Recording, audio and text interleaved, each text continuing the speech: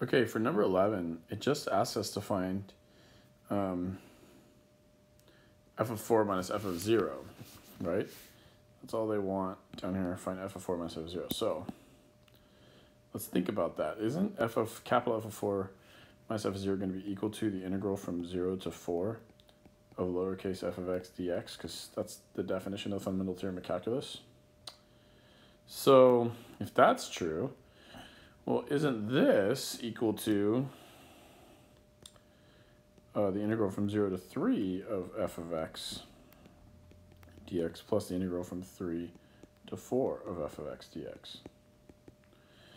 Well, they already told us up here that the 0 to 3 part is 9/2. So this equals 9/2 plus 3 to 4. Well, what's that? Here, I'm going to do it in blue. Well, that's just this little triangle.